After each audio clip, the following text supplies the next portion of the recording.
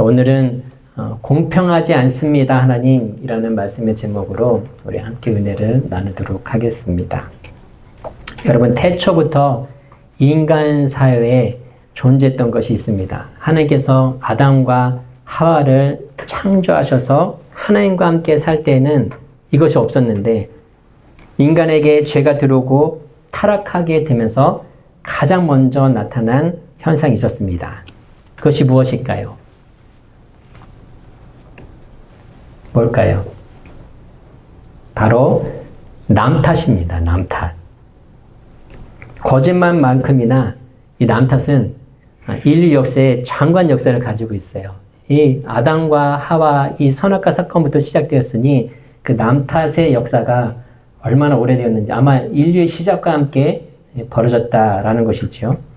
하나님께서 선악과를 먹은 아담에게 이렇게 말씀하십니다. 내가 먹지 말라 한 그 나무를, 그 열매를 내가 먹었느냐? 라고 물어보니까 아담이 뭐라고 답하죠? 우리 같이 한번 읽어보겠습니다. 우리 3장 12절 말씀 시작. 아담이 이르되 하나님이 주셔서 나와 함께 있게 하신 여자, 그가 그 나무 열매를 내게 주므로 내가 먹었나이다 라고 말하게 됩니다. 1차적으로는 하와 때문에 먹었습니다 라고 말을 하고 있지만, 가만히 보게 되면 하나님이 내게 주신 여자 때문에 먹었으니까 하나님 잘못이다라는 것이죠. 아니, 얼마 전까지만 해도, 며칠 전까지만 해도 이 아담이 하와를 향해서 뭐라고 말했냐면 내 뼈 중에 뼈요, 내 살 중에 살이다 라고 고백을 했어요. 이것이 무슨 말이냐면, 그 원어의 의미를 살펴보게 되면 나는 너고 너는 나다라는 의미예요. 내 기쁨이 내 기쁨이고 너의 아픔이 내 아픔이다 라는 것이죠. 그런데 죄가 들어오고 나니까 어떻게 해요? 이 하와 때문에 제가 먹었습니다. 그렇다면 하와는 어땠을까요? 하나님 죄송해요, 제가 잘못해가지고 이런 일이 벌어졌습니다 라고 했을까요? 하와는 뭐라고 답했죠? 뱀 때문에, 뱀이 나를 꼬드겨가지고 제가 먹게 되었습니다 라고 하는 것을 보게 됩니다. 물론 객관적으로 보게 되면 원인 제공을 뱀이 했어요. 그래서 하와가 먹었죠. 아담에게 있어도 원인 제공은 하와가 했어요. 하와 때문에 먹게 된 것이죠. 그런데 뱀이 강제로 입 벌려가지고 너 먹어 이렇게 했을까요? 그렇지 않죠. 하나님처럼 되고자 하는 교만과 욕심 때문에 하와는 이 일을 하지 않을 만한 그 선택을 할 수 있는 그런 의지가 있었음에도 불구하고 하나님처럼 되고자 하는 그 교만과 욕심 때문에 먹었던 것이죠. 그러니까 원인 제공은, 유혹은 뱀이 했지만 그걸 거부할 수 있는 힘도 누구에게 있었어요? 하와에게 있었어요. 그런데 하와도 아담도 자기가 먹지 않을 수 있었으면서 그렇게 결단하고 그렇게 선택할 수 있었으면서 결국에는 자기 욕심 때문에, 호기심 때문에 먹다가 다른 사람을 탓하는 것을 보게 됩니다. 그러면서 아담과 하와는 잘못은 하와가 있고 하와는 잘못은 뱀이 했는데 왜 하나님께서 나한테 이렇게 책망을 하시는가에 대해서 참 불공평하시다라고 생각할 수 있었을 것입니다. 그리고 애초부터 하나님께서 이 선악과를 만들지 않았으면 우리가 먹을 일도 없었잖아. 그러니까는 잘못은 누가 했어요? 이걸 만드신 하나님 잘못 아닌가? 이 인간의 입장에서 보게 되면 우리가 그렇게 생각하게 되더라는 것이죠. 맞아. 그러고 보니까 하나님이 시작부터 잘못하셨네. 라고 생각하는 분들이 계시다면 오늘 말씀에 한번 귀를 기울여 보시길 바랍니다. 오늘 본문은 이스라엘 백성이 바벨론에 의해서 망하기 일보 직전, 이미 한 차례 싸움에서 전쟁에서 많은 사람들이 포로로 잡혀나가게 되었습니다. 그 원인을 이 이스라엘 백성들이 무엇으로 보았냐면, 무엇으로 보았을까요? 왜 이 나라가 멸망당하기 일보 직전까지 놓여있다고 생각했을까요? 조상들 때문에 그렇다고 했어요. 조상들 죄 때문에, 조상들이 하나님 앞에 범죄해서 우리가 이런 피해를 입고 있다라고 생각하게 되었습니다. 나는 잘못한 것이 하나도 없는데 조상들이 지은 죄 때문에 우리가 이런 고통을 당하는 것이 옳은가? 하나님 참 불공평하다라는 것이죠. 내가 잘못한 것도 아니고 조상들이 범죄해서 일어난 이 일들이 지금 우리에게 닥치고 오고 있는 것인데 과연 하나님 이게 공평한 것입니까? 라고 하소연을 하고 있는 겁니다. 하필 가난한 집에서 태어나서 내가 이렇게 어렵게 살고 있는데, 또는 여러 질병으로 고통 가운데 내가 살아가고 있는데, 또는 다른 사람은 잘생기고 똑똑하고 여러 재능들이 있어가지고 남부럽지 않게 살고 있는데 나는 평범하다 못해 할 줄 아는 것이 별로 없어서 그냥 외톨이로 살아가고 있는 이 상황에 대해서 나 자신을 향해서 하나님 참 불공평하십니다 라고 우리는 생각할 수 있습니다. 이런 마음이 드시는 분들은 오늘 말씀에 한번 주목해 보시기 바랍니다. 이에 대해서 하나님은 우리에게 아주 중요한 말씀을 해주고 계시기 때문입니다. 오늘 말씀 통해서 우리가 세 가지를 한번 같이 살펴볼 건데, 우리 첫 번째 같이 한번 읽어보겠습니다. 자, 시작. 하나님은 나와의 1대1 관계를 가장 중요하게 보십니다 라는 거예요. 하나님은 나와의 1대1 관계, 하나님과 나의 관계를 가장 중요하게 보신다. 오늘 말씀을 이해하기 위해서는 이 에스겔 18장 말씀 전체를 우리가 먼저 이해를 해야 됩니다. 그래야 오늘 이 18장 후반부 말씀이 무슨 의미로 하신 것인지를 알 수가 있어요. 18장 2절 말씀을 보게 되면 이런 말씀이 있습니다. 같이 한번 읽어보겠습니다. 시작.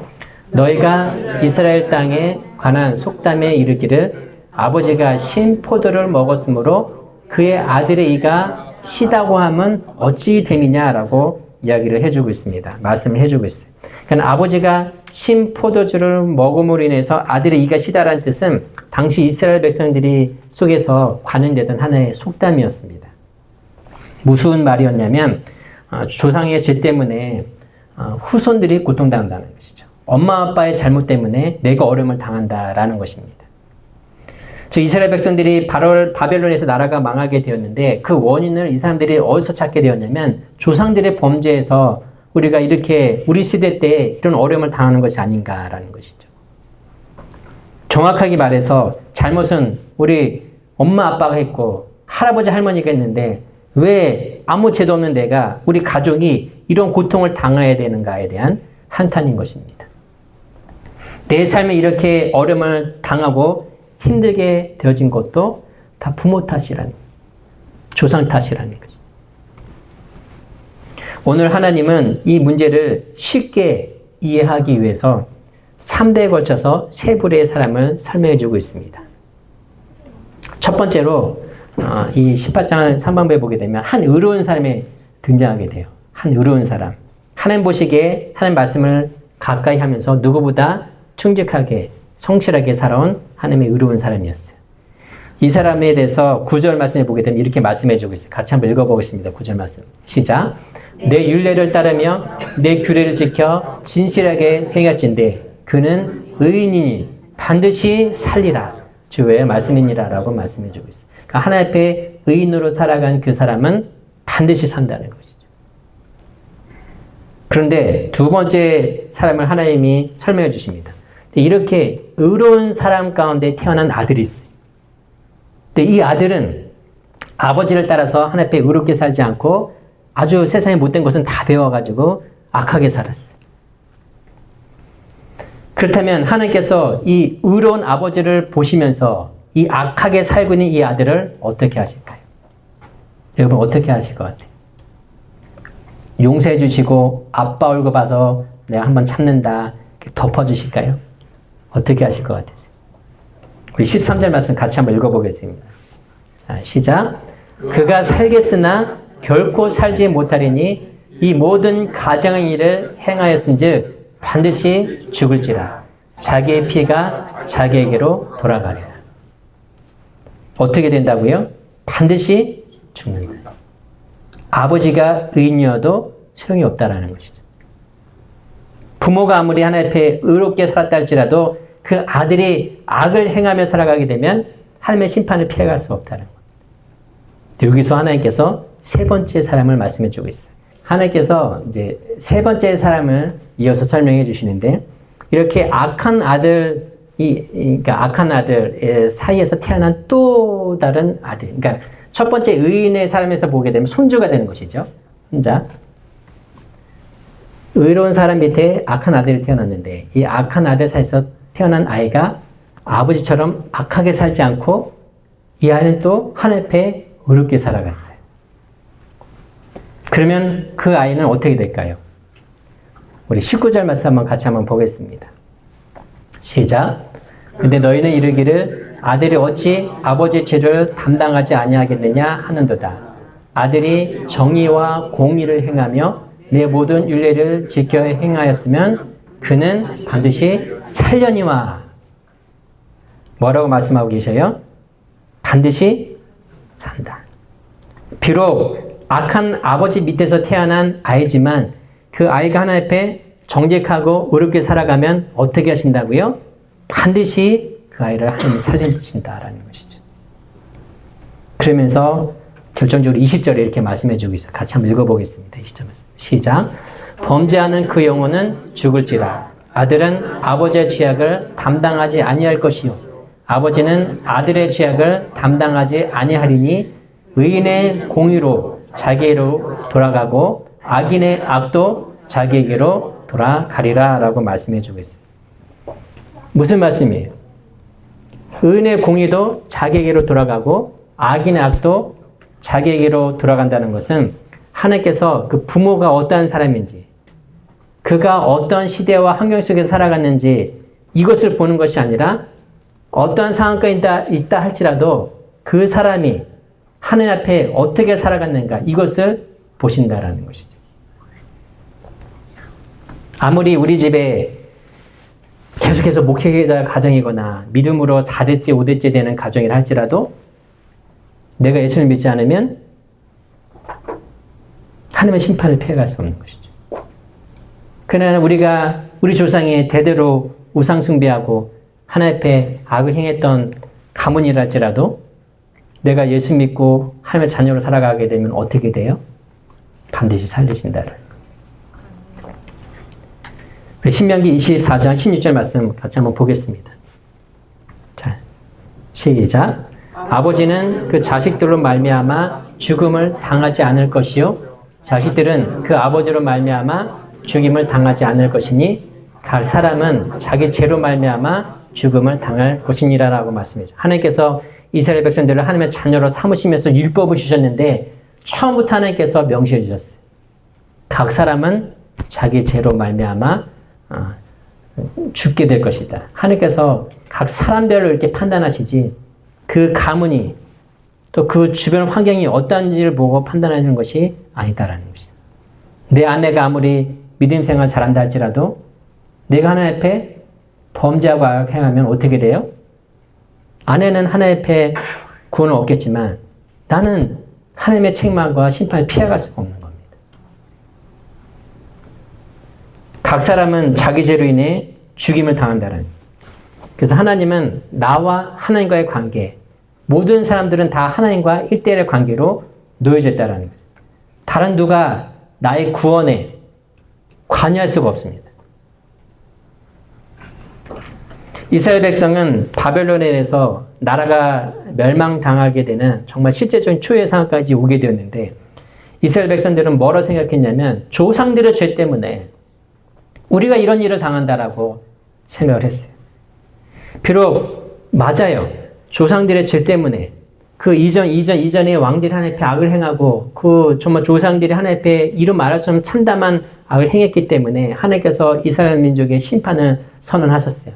이것이 곧 다가올 후손들의 미래이긴 했어요. 그렇지만 하나님의 심판이 시작되어졌지만 하나님 뭐라고 말씀하시냐면 오늘을 사는 내가 하나님 앞에 정직하게 하나님의 정의와 공의를 행하면서 살아가게 되면 반드시 산다라는 것이죠. 그 사람은 하나님의 심판의 때에 피해가게 된다는 거예요. 이 문제에 대해서 하나님은 두 번째 메시지를 통해서 좀 더 자세하게 오늘 본문을 통해서 깊게 설명해 주십니다. 우리 두 번째 한번 같이 읽어보겠습니다. 시작.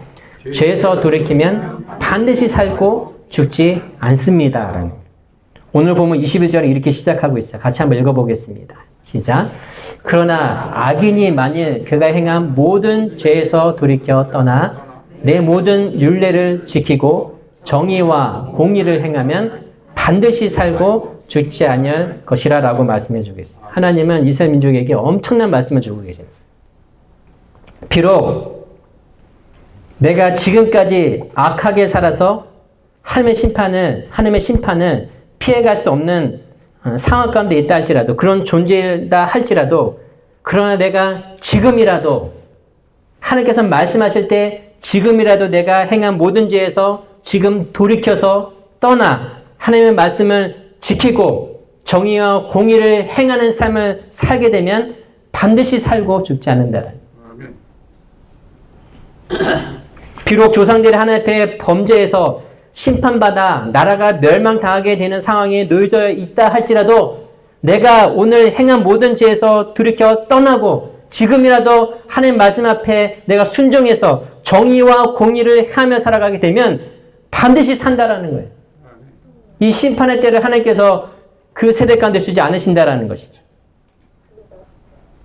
지금이라도, 오늘이라도 너희가 죄에서 돌이키고 말씀 앞에 순종하며 나오게 된다면 하나님이 살리신다. 우리 이스라엘 백성을 보게 되면 남유다가 바벨론에서 망하게 되는데 세 차례에 거쳐서 공격을 해서 결국에는 세 번째 공격 때 완전히 망하게 됩니다. 하나님께서 왜 세 번째 공격에 망하게 하셨을까요? 첫 번째 공격 때 숫대밭처럼 없어질 수도 있는데 그냥 처음 공격에 화력을 쏟아가지고 아예 그냥 그 나라를 애초부터 망하게 할까 작정하셨기 때문에 없애버릴 수도 있었는데 왜 오랜 시간 3차에 거쳐서 이렇게 하게 하셨을까요? 오늘 말씀을 보면 왜 그러셨는지를 알게 되는 거죠. 오늘 말씀은 하나님이 이스라엘 백성을 향해서 립서비스를 하고 있는 게 아니에요. 하나님의 마음은 하나님의 백성을 부르실 때부터 한결같았어요. 모세에게 율법을 주실 때부터 이 나라 민족이 망하게 되는 이 순간까지 하나님은 한결같은 말씀을 주고 계세요. 우리 신명기 30장 2절에서 3절까지 말씀 보겠습니다. 같이 한번 읽겠습니다. 시작.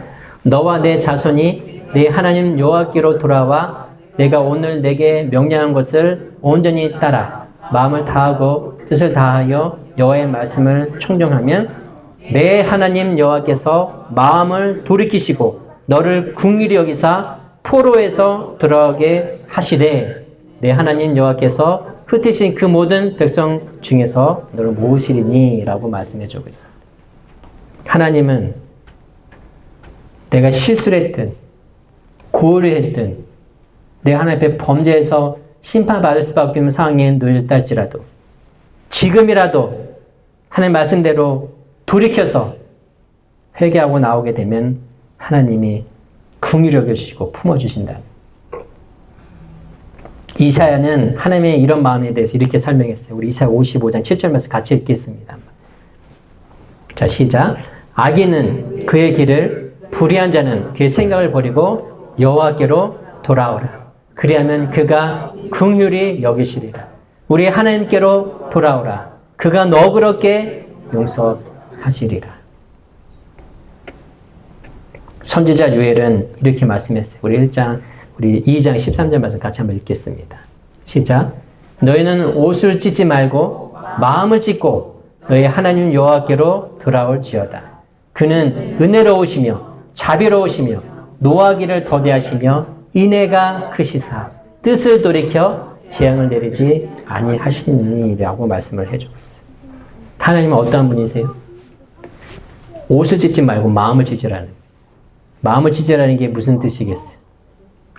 회개하고 돌이켜서 거기에서 떠나라는 거예요.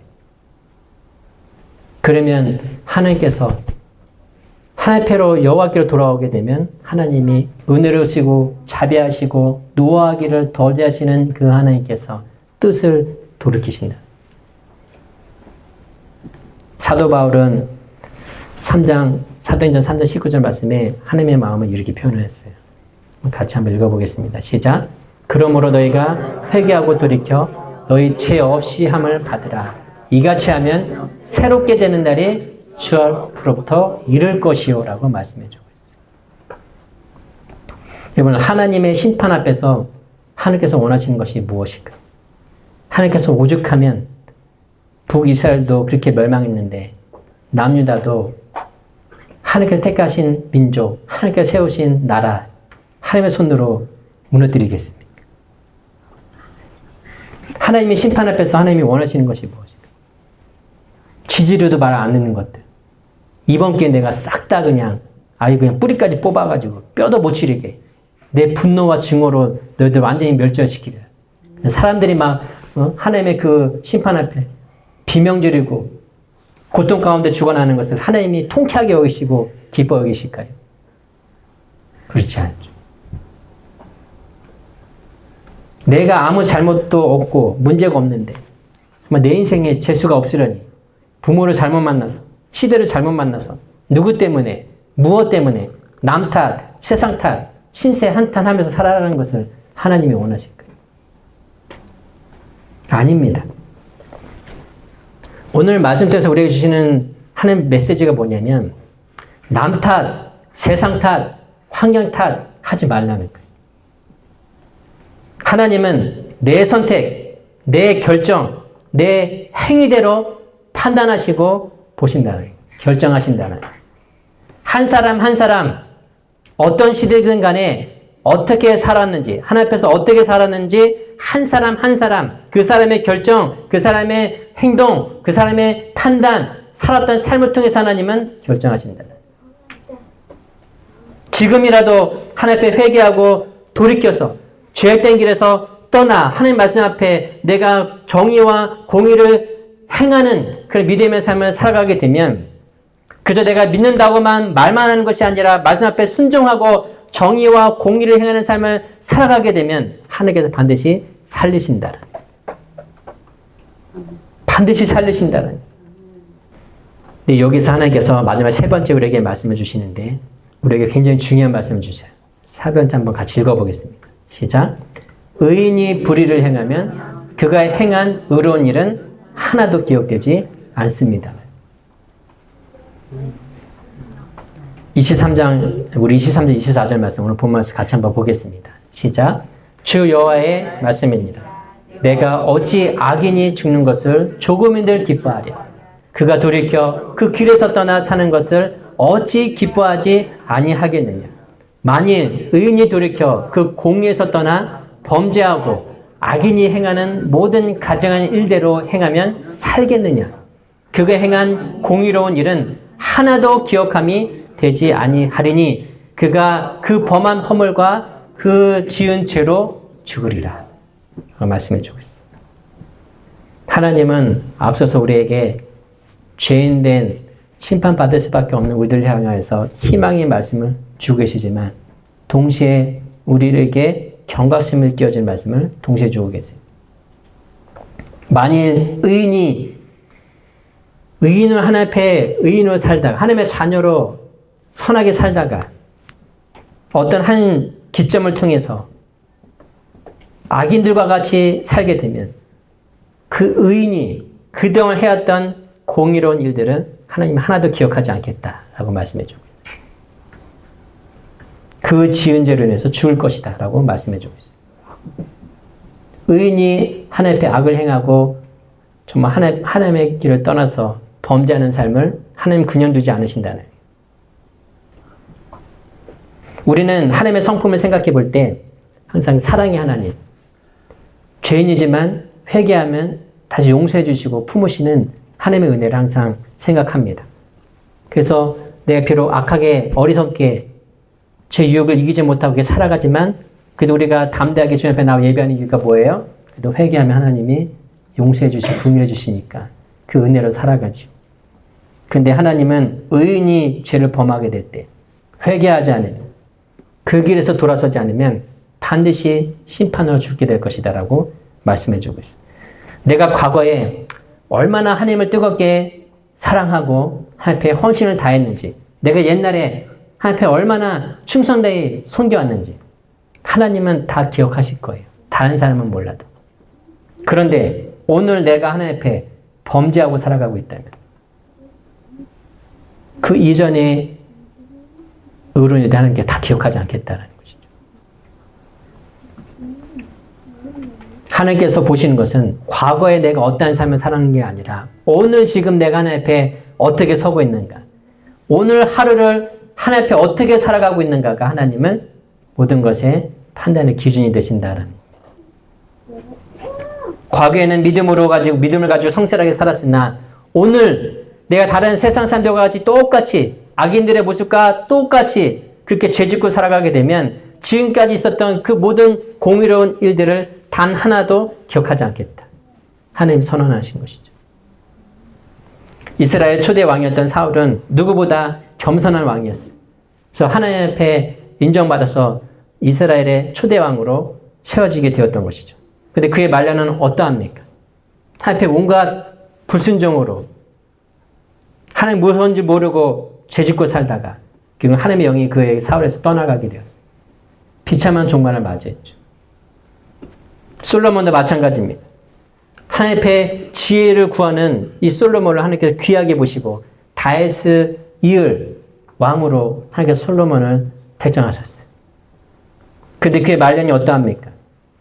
이방 아내들을 받아들이면서 나중에는 노년에는 결국 이스라엘 민족이 하나님을 버리고 이방신을 섬기게 하는데 솔로몬이 그 가교 역할을 했어요. 이에 하나님 크게 분노하시면서 우리 열왕기상 11장 11절 말씀을 보면 이렇게 말씀하십니다. 같이 읽겠습니다. 자, 여호와께서 솔로몬에게 말씀하시되 내가 이러한 일이 있었고 또 내가 내 언약과 내가 내게 명령한 법도를 지키지 아니하였으니 내가 반드시 이 나라를 내게서 빼앗아 내 신하에게 주리라 라고 말씀해 주고 있어요. 근데 이게 다른 버전으로 다른 번역본을 보게 되면 어떻게 표현하고 있냐면 내가 반드시 이 나라를 내 손에서 찢어버리겠다. 하나님이 선언하세요. 예수님과 함께 4년 반을 동고동락하면서 예수님의 제자로 부름받아 살았던 가룟 유다는 어떠합니까? 결국 마지막에 예수님을 은사주에 팔아버리고 뒤늦게 후회는 하지만 회개는 하지 않죠. 스스로 결국 목숨을 끊으면서 비참한 종말을 맞이하게 됐어요. 이 일에 대해서 사도 베드로는 베드로후서 20장 21절에 아주 중요한 말씀을 우리에게 주고 있어요. 같이 한번 읽어보겠습니다. 시작. 만일 그들이 우리 주 대신 구주 예수 그리스도를 알므로 세상의 더러움을 피한 후에 다시 그 중에 얽매이고 지면 그 나중 형편이 처음보다 더 심하리니라고 말씀해주고 있는데 얼핏 보면 이게 무슨 말인가 싶습니다. 그러니까 쉽게 표현해드리면 이거예요. 복음의 능력과 은혜를 경험한 사람이 다시 악인의 길로 되돌아가게 되면 다시 처음보다 즉 예수님을 몰랐던 그때보다 더 무서운 심판을 받게 된다는. 하나님을 믿었던 사람이 중간에 하나님을 배개하고 떠나게 되면 그 사람이 예수님 믿기 전에 받을 심판보다 더 무서운 하나님의 분노와 그 심판을 피해갈 수 없다는 것이죠, 그 사람. 그래서 사도 바울은 고린도전서 10장 12절 말씀이 이렇게 말씀해주고 있어요. 같이 한번 읽어보겠습니다. 시작. 그런즉 선질로 생각하는 자는 넘어질까 조심하라. 나는 예수님 믿고 교회 다니고 신앙생활 하고 있으니까 뭐 대충 살아도 괜찮겠지? 그냥 적당히 죄짓고 회개하고 인간이 그런데 그게 살다가 하나님께 부르시면 천국 가겠지? 라는 생각에 조심하라는. 예수님도 유혹해서 무너뜨리려고 했던 존재가 사단입니다. 사단은 오늘도 마치 우는 사자와 같이 두루 삼킬자를 찾고 있어요. 우리에게 주어진 하루하루의 시간은, 하루라는 시간을 예수님과 함께 하지 않으면 우리는 사단의 유혹을 이길 수가 없습니다. 예수님과 함께 하지 않으면 그 유혹을 이길 방법이 없어요.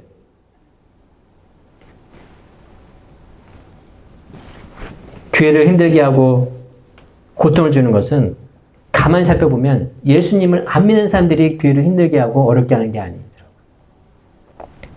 예수님 좀 믿었다고 하는 사람들이, 교회를 좀 다녔다고 하는 사람들이 깨어서 하나님 말씀 앞에 순종하지 않고 정의와 공의를 행하고자 하는 그런 믿음의 삶을 살지 않으면 사단이 뿌려놓는 가래지처럼 쓰임받을 수 있다는 것을 우리는 기억해야 돼요. 말씀을 정리하겠습니다. 이스라엘 민족은 하나님 앞에 이렇게 말을 했어요. 우리 25절 같이 한번 보겠습니다. 그런데 너희는 이르기를 주의 길이 공평하지 아니하다 하는도다. 이스라엘 족속아 들을지어다. 내 길이 어찌 공평하지 아니하냐. 너희 길이 공평하지 아니한 것이 아니냐라고 말씀해 주고 29절에도 똑같은 말씀을 하나님께서 하고 계세요. 사람들은 하나님을 향해서 불공평하다라는 것이죠. 왜 부모가 지은 조상이 지은 죄 때문에 우리가 고통을 당해야 됩니까? 라고 할 때 이건 불공평한 거 아니냐고 하나님 앞에 따지고 있습니다. 근데 오히려 하나님은 역으로 말씀하시죠. 내가 불공평한 것이 아니라 너희들의 길이 너희들이 생각하고는 그것이 불공평한 것이 아니냐. 조상 때문에 내가 이런 심판을 받는 것이 억울하다는 것에 대해서 하나님은 절대 그렇지 않다라는 것이죠. 조상들 때문에 너희들이 이런 일을 경험하는 것이 아니다. 30절, 31절 말씀 같이 한번 읽어보겠습니다. 자, 결론적으로 하나님 주신 말씀인데 시작. 주 여호와의 말씀이니라. 이스라엘 족속아 내가 너희 각 사람이 행한 대로 심판할지라. 너희는 돌이켜 회개하고 모든 죄에서 떠날지어다. 그리한즉 그것이 너희에게 죄악의 걸림돌이 되지 아니하리라. 너희는 너희가 범한 모든 죄악을 버리고 마음과 영을 새롭게 할지어다. 이스라엘 족속아 너희가 어찌하여 죽고자 하느냐라고 말씀합니다. 하나님은 어떻게 하신다고요? 각 사람이 행한 대로 심판하신다는. 하나님 앞에 불공평하다라고 하지 말고 너희가 지금이라도 돌이켜서 죄 가운데 돌이켜서 그 길에서 떠나 하나님 앞에 돌아오게 되면 넌 반드시 산다라는. 이것이 어찌 불공평한 일이냐라고 하나님께서 되물으시는 것이죠. 아무리 시대가 악하고 환경이 절망스럽고 내 주변에 선한 것이 하나도 없다 할지라도 누군가는 그 속에서 하나님의 주권을 신뢰하고 죄에서 돌이켜 말씀에 순종하여서 정의와 공의를 자신의 삶 가운데 행하며 살아가는 사람들이 있다라는 거예요. 환경 탓하지 않고 부모 탓하지 않고 자기에 주어진 자신의 삶에 주어진 또 자기에 맡겨진 사명을 붙잡으면서 하루하루 그렇게 정의와 공의를 행하면서 살아가는 사람들이 있다라는 것이죠. 시대와 상관없이 마음과 영을 새롭게 하여서 하나님 앞에 서는 사람들이 있다라는 거예요. 요셉은 가족들에게 버림받았고 노예로 팔려나갔어요. 선하게 살고자 했지만 결국 자기에게 주어진 것은 감옥에서 정정긍긍하는 삶이었어요. 환경과 시대로부터 가족으로부터 버림받았어요. 예레미야는 어떠합니까? 나라가 멸망당할 위기에서 하나님의 말씀을 괜히 전했다가 온갖 조롱과 핍박과 박해를 받았어요. 몇 번이고 죽을 뻔했고 그나마 살아있는 순간은 감옥에 들어가 있었어요. 느헤미야는 어떠합니까? 어렵게 예루살렘으로 귀환해서 하나님의 뜻대로 나라를 세우고자 하는데 온갖 조롱과 박해와 사람 이후부터 한시도 마음 편하게 쉴 수 있는 날, 잘 수 있는 날이 없었어요. 다니엘은 어떠합니까? 나라가 완전히 망해가지고 바벨론에서 포로 생활을 했어요. 그 나라 그 어디에서도 하나님에 대한 흔적을 찾을 수 없었고 하나님을 온전히 믿을 수 있는 환경조차 다니엘에게는 주어지지 않았어요. 우상이 온 사방에 천지에 깔려 있었어요. 근데 이 사람들의 특징은 무엇입니까? 누구보다 환경 탓할 수 있고 시대 탓할 수 있고 힘없는 나라 탓할 수 있고 조상 탓, 부모 탓 다 할 수 있었지만 하나님 너무 불공평하십니다.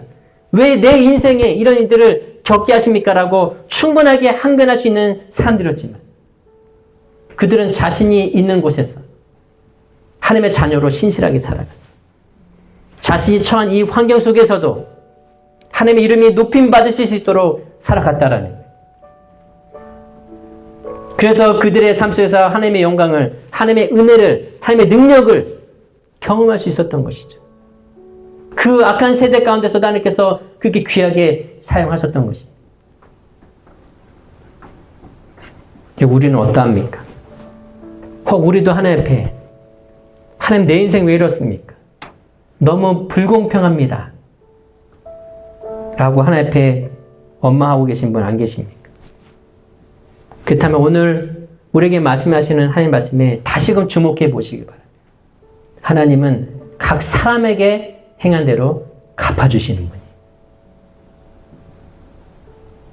비록 그 상황과 환경과 배경이 어떠하든지 간에 내가 그 상황 가운데 처절한 밑바닥에 있을지라도 그곳에서부터라도 내가 하나님의 자녀로 하나님 앞에 공의와 정의를 행하는 삶을 살아가게 되면 하나님이 반드시 살리신다는, 반드시 지키신다는, 반드시 일으켜 세워주신다는 거예요. 하나님께서 부르실 때까지 해와 같이 빛나는 존재로 영광과 존귀가 가득한 존재로 만들어 가신다는 거예요. 이것이 우리에게 주시는 하나님의 원장의 말씀입니다. 간절히 바라오기는 이 세상을 살아갈 때에 세상에 소망을 두면서 살다가 헛된 것에 소망을 두면서 원망하고 불평하고 남과 비교하면서 살다가 하나님 앞에 심판받는 것이 아니라 나에게 주어진 하루의 시간, 하루밖에 시간이 없다 할지라도 그 하루의 시간 하나님의 나라를 위해서, 하나님 나라의 소망을 위해서 살아가게 되면 그것을 보시고 하나님 우리에게 복을 주실 것이고 은혜를 주실 것이고 우리를 살리실 것이고 우리를 회복시켜 나가실 것입니다. 그 은혜 앞에 힘입어 살아갈 수 있는 저 여러분들 되시기를 예수님의 이름으로 간절히 축원합니다.